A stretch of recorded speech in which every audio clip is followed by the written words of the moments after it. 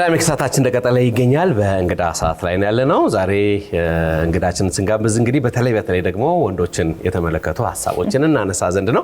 እርግጥ ማህበራዊ ነገር ስለሆነ አንዳንድ ነገሮች ከጾታም ይሻገራሉ ወደ ሴቶችም ሄዶ ለካህም አለ የማለት የመተጋገዝ እንደገና ደግሞ ዕውቀትም የመቅሰም ነገር አለ። ለማንኛውም እንግዳችን እዚህ ስቱዲዮ ገብተዋል። እንኳን በሰላም መጡ። እንኳን ደህና ቆያችሁ። መልካም ዶክተር ዳዊት ወንድማገኝ እንግዲህ በብዙ መልክ እናቀሃለን። አንተ እያለን እንቀጥል ወይስ? አዎ ልክ ነው። መልካም ልክ ነው። እና ከዚህ በፊት በመጽሐፍ እንግዳችን ብዙ ተወያይተናል። ዛሬ ደግሞ እንግዲህ ዮኒ እንዳልከው ይሄ ወር በተለይም በዓለም አቀፍ ደረጃ የወንዶች የአእምሮ ጤና የሚታሰብበት ወር ነውና በዛ ጉዳይ እናወራ ዘንድ ነው የተገባበዝ ነው። ዶክተር በድጋሚ እንኳን ደህና መጣ። እንኳን ደህና ቆያችሁ። አመሰግናለሁ። ይሄ ጉዳይ ሁላችንም ይመለከታል። ምክንያቱም ወንዶች ወደ ውስጥ ነው የሚያለቅሱት ይባላል። ሐሳባቸውን እንደ ሴት አይገልጹም ይባላል። ለደስታም ለሐዘንም። አሁን ለደስታ ሲሆን እኮ እልል ይባላል አይደለ? ይሄ ሴቶች ነው። ወንዶች ሲሉ አንሰማም ብዙ ጊዜና ይሄንን ሐሳብ እንድንወያይ ነው ዛሬ ዶክተር የጋበዝነህና እንግዲህ ከየት ነው የምንጀምረው ማለት ነው? የእውነት ወደ ውስጥ ነው የምታለቅሱት? ስናይም ይሄ ወንዶች ብዙ ሐሳባቸውን ባለማውጣታቸው ራሳቸውን የሚያጠፉ የወንዶች ቁጥር ብዙም እንደሆነ ይነገራልና እዚህ ሐሳብ ላይ እንደው እንድንወያይ ነው። ልክ ነው ማለት በጣም በተደጋጋሚ ይባላል እንደዛ። ወንድ ልጅ አያለቅስም፣ ወንድ ልጅ አይደለ እንዴ ያዛርገው ቆፍጠን በል እንጂ ምንድነው ይባላልና ግን ያው እንግዲህ መሰረታዊ ነገር ወንድነት ከሰውነት አይበልጥም አይደል? ዞሮ ሰዎች ነንና ወንድም ሴትም ብንሆን እንደ ሰው በህይወት የሚገጥሙን ነገሮች በውስጣችን የሚቀሰቅሱት ስሜት አለ እና ማልቀስ በአብዛኛው እኛ ከሐዘን ጋር ከህመም ጋር እንደዚህ ስለምናያይዘው ነው እንጂ ማልቀስ የስሜት መነካት ምልክት ነው። ስለዚህ በበጎም ባልሆነ መንገድ ስለዚህ ደስ ሲለንም እናለቅስ እንችላለን፣ ሲከፋንም እናለቅስ እንችላለን፣ በአንድ ነገር በጣም ስንመሰጥ ልናለቅስ እንችላለን። በራሱ ማልቀስ በሰው ልጅ ተፈጥሮ ውስጥ ያለው ቦታ ሌላ ነው። ከጀግንነት ጋር የሚያያይዘው ምንም ነገር የለም። አንድ ግን ሁሌ ደግሞ በአብዛኛው እድገታችንና ማንነታችን እንደ ቦታችንና እንደ አጋጣሚያችን እንደ ጊዜው ስለሚወሰን እንዲህ ነህ ተብለን ስናድግ እንደዛ ነን ብለን እንሄዳለንና በተደጋጋሚ በአእምሮ ሕክምና በአእምሮ ጤና ዕውቀት ዙሪያ በስነ ልቦና ዕውቀት ዙሪያ የምናውቀው ነገር ምንድነው? የምናስተምረው ምንድነው? ወንዶች ከሴቶች እኩል ስሜታቸው ይነካል፣ ሴቶችም ከወንዶች እኩል ስሜታቸው ይነካል። ግን ወንዶች ስሜታቸውን በመግለጽ እና ከፍቶኛል፣ አዝኛለሁ፣ ይሄ ነገር እያሳሰበኝ ነው፣ መሮኛል እንደዚህ ከማለት ይልቅ በድርጊት ጭንቀታቸው በድርጊት ይገለጻል እና በአብዛኛው ደግሞ ይሄ የሚገለጸው አንድ ወደ ሱስ በማዘንበል ሊሆን ይችላል። ምክንያቱም ስሜት የትም አይጠፋ።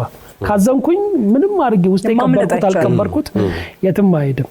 ወደ ሱስ ወንዶች በአብዛኛው ወደ ሱስ የሚሄዱበት ምክንያት አንደኛው በውስጣቸው ያለውን ሐዘን፣ ጭንቀት፣ ብሶት፣ ሐሳብ፣ ውጣ ውረድ ለመግለጽ ስለሚቸገሩ መፍትሄ ፍለጋ ነው፣ ያንን ስሜት ለማስታገስ ነው። ሁለተኛ በባህሪ ደረጃ ኃይለኝነቶች፣ መነጫነጭ፣ መቆጣት፣ መማታት፣ ጸብ ውስጥ መግባት የመሳሰሉትን ነገር አሁን ብናይ ወንዶች ላይ ይታያሉ። እነዚህ ነገሮች ሴቶች ላይ ከምናየው ይልቅ ይሄ በቀጥታ ወንዶች ባላቸው አስተዳደግ ገደብ ምክንያት ስሜትን መግለጽ ስለሚቸግራቸው ስሜቱ ግን መውጣት ስላለበት የሚወጣ ነው። አሁን ያነሳሽው አለ የራስን ማጥፋት ብናይ ከአራት ሙከራዎች ውስጥ ለምሳሌ አንዲት ሴት 4 ጊዜ ከሚሞክር አንድ ሴት ልትሞት ትችላለች። 3 ወንድ ግን ይሞታል ራስን ለማጥፋት በመሞከር ማለት ነው። እንደዛ ነው። ስለዚህ ሲሞክሩ የሚሞክሩበት መንገድ የማያተርፍ ይሆናል በአብዛኛው የወንዶቹ። ስለዚህ በዛ ምክንያት ስሜትን ካለ መግለጽ ወንዶች በአብዛኛው የአእምሮ ህመም፣ የአእምሮ ጭንቀት የመሳሰሉት ነገር ውስጣቸው ይዘው ለጉዳት ይጋለጣሉ።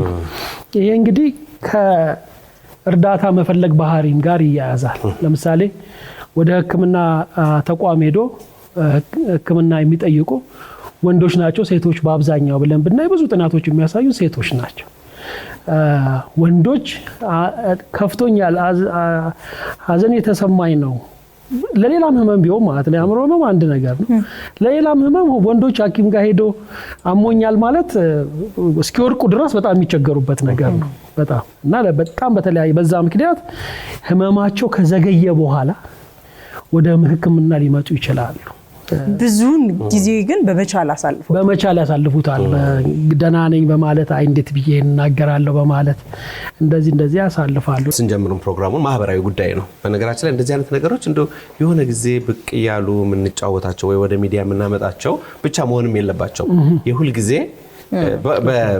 በተገኘው አጋጣሚ ሁሉ በተከታታይነት ማህበረሰብ ዘንድ መድረስ ያለባቸው ይመስለኛል እኔ ራሴ አሁን ስታወራ ዶክተር እኔ ወደ ራሴ ነው ነገሮችን ማመጣው ምክንያቱም በህይወት ውስጥ ለምሳሌ በስራ አካባቢ የሚገጥመን ነገር በጓደኞቻችን አካባቢ የሚገጥመን ነገር ለልጆቻችን እናት ለሆነችው ወንዶች ለሚስታችን እንኳን ማን ነገራቸው ብዙ ነገሮች ይኖራሉ ለእናት የማይነገር ብዙ ለአባት የማይነገር ብዙ ነገር ይኖራል ሰው እንዲለብሰን ስንሄድ ልብስ የማይሸፍነው ነገር የለም ይባላል እውነት ነው እሱን አባባል በጣም ነው የምወደውና ብዙ ነገር በውስጣችን ይኖራል እነዛ ነገሮች ደግሞ እየቆዩ ሲሄዱ የአእምሮ ጤና ብቻ ሳይሆን አጠቃላይ ጤናችንን እኛነታችንን የሚያሳጡና እንደተባለው እስከ ሞት የሚያደርሱ ወደዛ አይነት ከፍተኛ ውሳኔን የሚያስወስኑ ነገሮች አሉ ወደ አለመኖር ለመጣል ነው ወደ መጽሐፍ ያን ስትጽፈው እንደዚህ አይነት ነገሮች ብዙ ነገር ራሱ ቃሉ ስለሚገልጸው ይገል አለመኖር ራሱ ከመኖር ወደ አለመኖር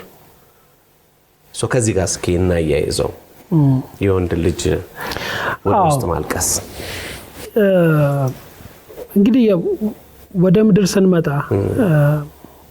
የምንመጣው ከኛ በፊት ቀድሞ ወደ ተፈጠረ ዓለም ውስጥ ነው የምንመጣው ከኛ በፊት ደግሞ ያ ቀድሞ የተፈጠረ ዓለም ከኛ በፊት የነበሩ ሰዎች ለነሱ እንዲመቻቸው አድርገው ያደራጁት ነው ስለዚህ ቦታን ፈልጎ ማግኘት ከባድ ነገር ነው አይ ቲንክ የመኖር ትልቁ ትግልም እሱን ነው ሌሎች ሰዎች በፈጠሩት ዓለም ውስጥ መተህ ቦታ ፈልገ ማግኘት ነው ትልቁ ትግላችን ሁላችንም ተወልደን አፍላ እድሜ ላይ ደርሰን ጎልምሰን እስከምንወጣ ድረስ በሌሎች በፈጠሩት ዓለም ውስጥ ገብተን ቦታ ፈልገን ይዘን ማለፍ ነውና ያ የመኖርና ያለመኖር ትግል እሱ ነው በዚህ ውስጥ ቅድም ጫፍጫፉን ያነሳሁት እንደየገጠመኛችን የምንሆነው አይደል ለምሳሌ ወንድ ወይ ሴት ሆኜ ልወለድ የሚለው ላይ ብዙ ማንም እንትን የለውም እሱ ላይ ከዛ በኋላ ግን ወንድነትና ሴትነት በጣም የተለያዩ ጫናዎች ናቸው ያ ደግሞ የሚመጣው በቀጥታ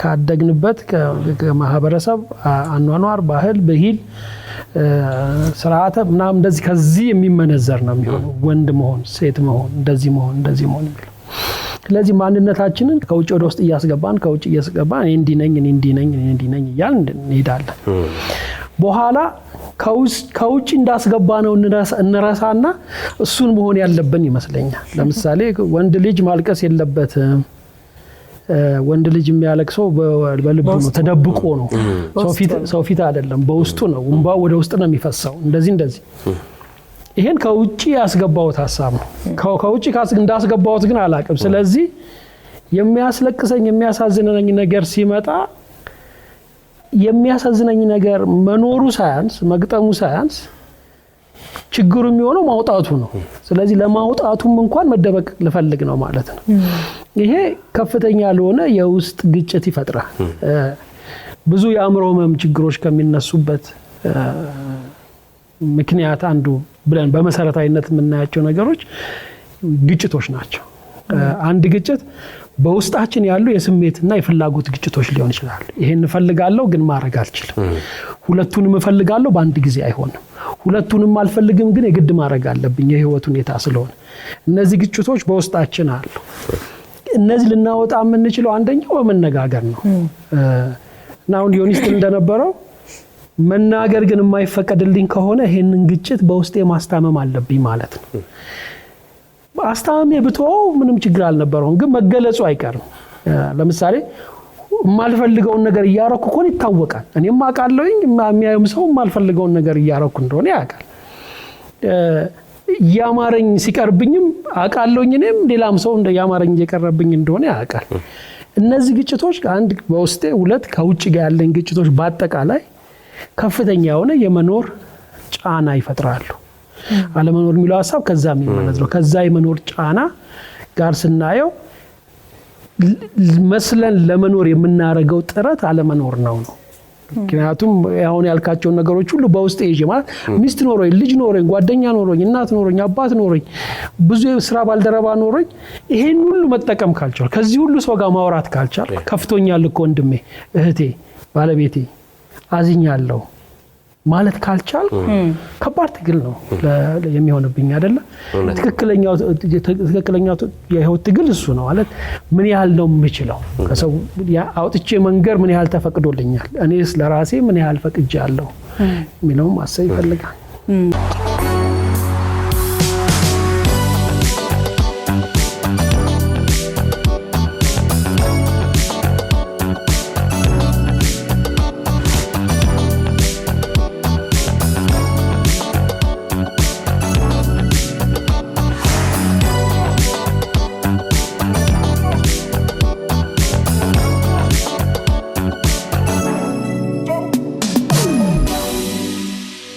በሽታው ላይ ይሄን ያህል ከተነጋገርን እንዴት ነው የሚታከመው የሚለው ላይ ብናወራ ደስ ይለኛል። ምክንያቱም እናያለን አንዳንድ ሰዎች አሁን ከቤተሰብ ውስጥ ሀዘን ሲገጥም የሚፈርጡት የሚያለቅሱት የሚጮሁት የሚነሱት ሴቶች ናቸው።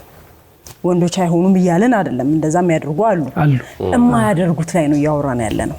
በጣም ከባድ ሀዘን የተሰማው ሆኖ ግን ጸጥ ዝም በቃ በቤት ውስጥ በትዳር ሊሆን ይችላል፣ በተለያየ ማህበራዊ ጉዳዮች ውስጥ በጓደኝነትም ሊሆን ይችላል። ብዙ ነገር እየታዘበ ግን ጸጥ ወይም ደግሞ ትንሽ ነገር ጣል ለማድረግ ነው። ትግል ነው። ይሄንን አለማውጣት ነው ችግር ያለው እሱ ነው በሽታ ይሆነ ያለ እያልን ነው። አሁን በሽታው ላይ ነው እየተነጋገርን ያለ ነውና ለምንድን ነው ማሸነፍ ያቃተ? ለምንድን ነው ማናወጣው? ምንድን ነው ማድረግ ያለብን? የሚታከምስ አይደለም ወይ? አሉ ከእንደዚህ አይነት ችግር ጋር ችግር ካለው አብረው የሚኖሩ እንዴት ነው የሚታከሙ? በጣም ጥሩ ጥያቄ ነው። ከፋፍሎ ማየት ይፈልጋል። እንደ ማህበራዊ ሁኔታ ከወሰድ ነው እንደዚህ ከሆነ ወንዶችን የምናሳድገው ሴቶችን የምናሳድገው የመጀመሪያው ደረጃ በጣም አተኩረን ልንሰራ የሚገባን ነገር ሰው ያልተሰራውን አይሆንም የተሰራውን ነው የሚሆነው አይደለ? ልጆች ላይ ልጆች ትምህርት ቤቶች ቤት ውስጥ ስለ ስሜትን መግለጽ ይማራሉ ወይ? መናደድ ምንድነው? ማዘን ምንድነው? ማልቀስ ምንድነው? መከፋት ምንድነው? ማኩረፍ ምንድነው? ልጆች ከልጅነት ከቤት ጀምሮ ትምህርት ቤት እስኪሄዱ ድረስ ስሜትን ማስተናገድን በአግባቡ አይማሩ። እናቶች ልጆች ሲሄዱ ድክ እያሉ ሲሄዱ ተደናቅፈው ይወድቃሉ አይደል? ወድቅ ሲሉ ወይ ልጄን እንደዛ ብላና እኔ ልጄን ስትል ምን እያለች ነው ስትል ልክ ነው ያማል። አዎ ልክ ነው ያማል፣ ግን እኔ ያለው ደግሞ የሚያልፍ ነገር ነው። ስለዚህ ወድቆ መነሳትን እንማራለን አይደለ? እናቶች በተፈጥሮ ብዙ ሊያረጉት ይሞክራሉ። እኔ ያፈርል ብላ ምን እንደዛ ይላሉ። እንደዛ ሲሉ ያጋጥማል፣ ግን ደግሞ የሚረዳ የሚያግዛል የሚለውን ልጆች በተፈጥሮ ይወስዳሉ።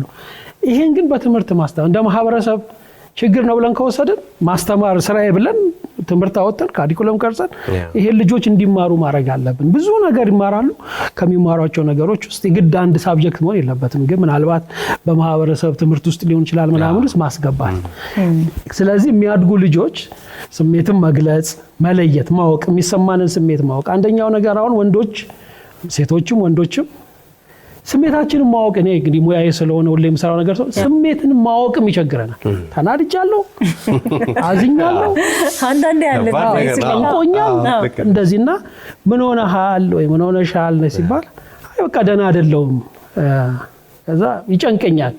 ኦኬ ማለት መጨነቅ ግን ምንድነው? ስለ አንድ ነገር አብዝቶ ማሰብ ነው? ውስጡን መቁነጥነጥ ነው? ፍርሃት ማለት ነው? ምንድነው መጨነቅ? ይሄን አዋቂ ሰዎች ስሜቱ አንደኛው ማለት አውቀው አለማውጣት አንድ ነገር ነው። ሳታውቀው ይዞ ግን ደግሞ መጨነቅም የባሰ የከፋ ነውና ስሜትን እንዲያውቁ እንዲለዩና ያንን ደግሞ መነጋገር እንዲችሉ ለሌላ ሰው ማስረዳት እንዲችሉ ማስተማር ያስፈልጋል በሁሉም ደረጃ ማለት ነው አንድ ስለዚህ ከፍሎ ማየት የሚያስፈልገው ለዛ ነው በግለሰብ ደረጃ ስንመጣ ግን አሁን ስላደጉ ሰዎች ነው አሁን ዛሬ ተነስቼ ዮኒ ወይ ጸገነት በቃ ሁለተኛ እንደዚህ አይነት ነገር ታይ ብለሽ አይሆንም ማለት የሆነውን ምን ሆኖ በምክንያት ነው በቃ መጨነቅተው አሁን አይባልም መጨነቅተው እንደዛ ታስቢ ይላል አዳምሶች ምክር ቀላል አይዞህ ምራ አይሆንም እንደዛ አይሆንም እነዚህ ነገሮች ምንድነው ብሎ ውስጡን እንትን ማለት ይፈልጋልና ይሄን መነጋገር ማለት ይፈልጋል ሌላው ግን ቅድም ወይ መጀመሪያ ወደ አነሳው ታሳይ ይመጣል እርዳታን መፈለግ ተፈጥሯዊ ነው አሁን እኛ ስለ ህክምና እንደዚህ እናወራለን እንጂ ህክምና ባልነበረበትም ዘመን ሰዎች እርዳታ ይጠይቃሉ ሄደው ትልቅ ሰው ያማክራሉ አጎት ያማክራሉ አክስት ጋር ይሄዳሉ እንደ ታላቅ ወንድም ጋር ይሄዳሉ እንደ ማማከር የነፍስ አባት ጋር ይሄዳሉ አይደል እንደዚህ ሄዶ ማናገርና መምከር ከሰው ባህሪ የሚጠበቅ ስለሆነ እሱንም እርዳታን መጠየቅ ከሰው መሸነፍ አይደለም ማነስም አይደለም መሸነፍ የሚመስላቸው ሰዎች ግን አሉ መሸነፍ ይመስላል ከወንድነትም ከሴትነትም ከሰውነትም ማነስ ይመስላልና የሰው ልጅ የግድ ለመኖር የሚያስፈልገው መሰረታዊ ነገር ሌላ ሰው ነው ምንም ልብስ አይደለም መጠለያ አይደለም ምግብ አይደለም ምንም ነገር አይደለም መሰረታዊ ፍላጎታችን ከሌላ ሰው ጋር መኖር ነው ያ ሌላ ሰው የሚያስፈልገን ደግሞ ብቻችንን ስለማንችለው ያንን ለሌላ ሰው ማካፈል በወዳጅነት ደረጃ በትዳር አጋርነት ደረጃ በቤተሰብ በህክምና በምን ብንል መሆን ያለውና የሚገባ በዛ መልክ ሊፈታም ይችላል አንድ ጥሩ ቃል አለ ይሄ ሚስጥረኛዬ ነው ምን ነገር አለ አይደል አይ ቲንክ እነዚህ ሰዎች ይመስሉኛል የውስጣችንን ሐሳብን በውስጥ ያለውን ነገር መተንፈሻ ቅመሞች ናቸው ብዬ አስባለሁ ምናልባት በዚህ በሙያ እንደዚህ አይነት ችግር ገጥሞት አሁን ስለምናነሳው ጉዳይ ብዙ ነገር ከራሱ ጋር እንዳልከውም ችግሩ ራሱ ምን እንደሆነ የሚያስጨንቀው ነገር ራሱ ምን እንደሆነ እውነት እሱ በጣም ከባድ ነው እንደዛ ነገር ገጥሞት የተፈወሰ የታከመ ፔሸንት ሊኖር ይችላል ወይም ደግሞ የአይምሮ ህክምና የወሰደ ሰው እንደዚህ አይነት ኤክስፒሪየንሶች ካሉ ሼር ብታረጋን ያው እንግዲህ ማለት ያው የዕለት እንጀራዬ ነው ለኔ ስለዚህ በጣም በየቀኑ ምን ሰራው ስራ ይሄ ነው ማለት በአእምሮ ህክምና ለራስ በጣም ይጠቅማል ለማስተምርም እላለሁ ስለ ሰው ህይወት ብዙ ነገር ታውቃለህ ሰው ምክንያቱም የሚያስጨንቅ ነገር ለሁሉም እኩል አይደለም የሚያስፈራ ነገር ለሁሉም እኩል አይደለም እያንዳንዱ ሰው በራሱ በጣም ልዩ ነው ልዩ ስለሆነ ከእያንዳንዱ ልዩ ሰው የህይወት ገጠመኝ ብዙ የምትወስደውና የምትማረው ነገር አለ ስለዚህ ይሄ አሁን ጥያቄውን ይሄን ያህል ሰው ልልህ በማልችል መንገድ 10 ሰው በቀን ውስጥ ምናልባት 7-8ቱ እንደዛ ነው የሚሆነው በግላችን ደግሞ ሰዎች ነን አዝኛ ቃለኝ እኔ የማልቀስ ለምሳሌ በግል የማልቀስ ችግር ምንም የለብኝ እየየየ ነው ማለቅሰው ማንንም አልፈራ ምንም ግድ የለኝም ማለት አላስበውም ሲጀመርና ሰው ሲያለቅስ ሳይል አለቅስ ይችላል ግን ተፈጥሮዬ እንደዛ ስለሆነ ሊሆን ይችላል ግን በየህይወት ገጠመኛችን ሰው ማማከር ያለፍንበት ነው ሁላችንም ብንሆን ይሄ ነገር ጨንቆኛል ይሄ ነገር አስቸግሮኛል ይሄን በምን ልፍታው ብለን ታላላቆቻችንን አስተማሪዎቻችንን ባልደረቦቻችንን አማክረን ነው የምንኖረው አሁንም ድረስ ለምሳሌ በአእምሮ ህክምና ከሆነ የአእምሮ ህክምና በባህሪው ብዙ ጫና አለው ለሚያክመው ሰው ብዙ የሰዎች ችግር ትሰማለህ ብዙ የሰዎች ችግር እና ተደጋጋሚ ያስጨንቅም ማለት እንዴት ያስጨንቅም የሰው ችግር በጣም ያስጨንቃል ግን አንደኛው የምናደርገው ነው ምንድነው ከጓደኞቻችን ከባልደረቦቻችን ጋር ወይ ከኛ ከፍ ካሉ ሰዎች ጋር የተለያየ ልምድ ካለው ሰው እንዲህ አይነት ሰው ነበረኝ እንዲህ ያለኝና እንዲህ ያለኝ ነገር አስጨነቀኝ ይሄን ምን ማድረግ እንደምችል አላቅም እንደው ይሄን ሰውዬ መርዳት የምችል አይመስለኝም ምን ይመስላል እንዴ ላርግለት ብለን ታውጡታላችሁ ማለት ነው እኔ አሁን በሳምንት 2 ሰዓት በጣም ከኔ በልምድ ከተሻለች ባለሙያ ጋር በሳምንት 2 ሰዓት ስለማያቸው ሰዎች ስለተሰማኝ ስሜት እነጋገራለሁ ጤነኛው ነኝ በቀጥለው በዛ ነው ምክንያቱም ሁላችንም ሰዎች ነን የምንችለው አለ ከዛ ግን ልክ አለው እሱን አውቆ ለዛም ቢሆን ስርዓት ማበጀት ይፈልጋል ከአእምሮ ሕክምና ጋር በተያያዘ ደስ ይላል ማህበራዊ ጉዳይ ነው እያነሳን ያለነው ስለ ራሳችን ስለሚመለከተን ነገርና አንዳንዴ በጥናት ያልተቀመጡ ግን ደግሞ እምናያቸው ነገሮች እናነሳለን ተሰብስበው ወንዶች ልክ እንደ ሴቶች ብዙ ነገር ነው የሚያወሩ የማይመስለን ወንዶች እኮ ይሄንን ሊያስቡት አይችሉም የምንላቸው ነገሮች እኔ ብዙ ወንዶች በዙሪያዬ ስላሉ በጣም ከሴት የበለጠ ብዙ ነገር ነው የሚነጋገሩትና ይሄ እንደ ቴራፒ ሊሆን ይችላል ድሮ እናቶቻችን ቡና ተጠራርቶ መቀመጥና ቁጭ ብሎ ዛጋ ሐሳብን መለወጥ ለብዙ ማህበራዊ ጉዳዮቻችን ለችግሮቻችን መፍትሄ ነበር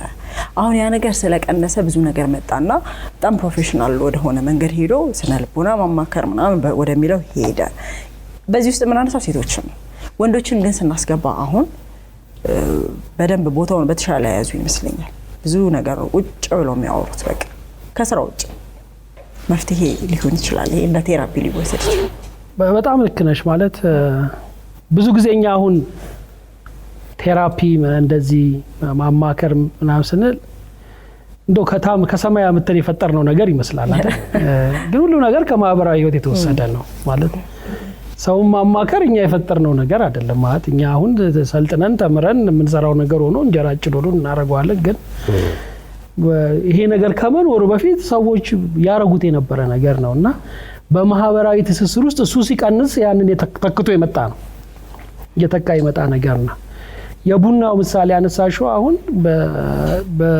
በጥናቶችም አሉ እኛ ሀገር እኛ የሰራናቸው ጥናቶች አሉ ቡና የሚጠጡ አሁንም ድረስ ቡና እንግዲህ ቤት ይጸዳል ውሃ ይቀዳል እንደዚህ ከዛ በኋላ ጎረቤት ይጠራራና ቡና ይጠጣል አይደል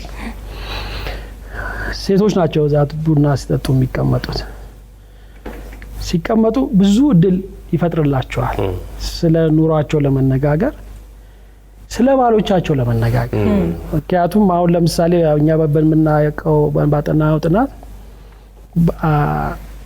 አላግባብ በሆነ መንገድ የሴቶች መጨቆን አለኛ ሀገር በቡና ላይ ከሚነሱ ነገሮች አንዱ ስለዚህ ጉዳይ ነው ያ በጣም የአእምሮ ጤንነትን ለመጠበቅ በጣም እንደሚጠቅም እናውቃለን እነዚህ ነገሮች በቡድን ሆነው ሰዎች በተወያዩና ችግራቸውን ባካፈሉ ቁጥር ምክንያቱም የአንድ ሰው ልምድ በሌላ ሰው ልምድ ውስጥ ያን ያህል ሩቅ አይደለም አኛ ይመስላል እንጂ አንድ ሰው ብቻውን የሚያልፍበት ችግር የለም ሌላ ሰው ያለፈው ችግር ነው ሁሉ ጊዜ የሚለው ሌላ ሰው ያለፈው በጋራ ስንነጋገር እኔም እኮ እንዲገጥመኝ ነበር በዚህ ጊዜ እንደዚህ አይነት ሰው አቃለው እንደዚህ ይገጠመው እነዚህ አሁን ግሩፕ ቴራፒ ምናምን ብለን ኦርጋናይዝ አድርገን ያን እናረጋለን ከህመምተኞቻችን ጋር ግሩፕ ቴራፒ እንዲያረጉ በተፈጥሮ ግን መሆን የሚችል ነገር ነው እነዚህ ያው ማህበር የመሳሰሉ ነገሮች አሉ አይደል ሰዎች ሰብስበው የሚያረጓቸው ነገሮች ይጠቅማሉ በቡድን ሆኖ መነጋገር በጣም መሰረታዊ ነገር ነው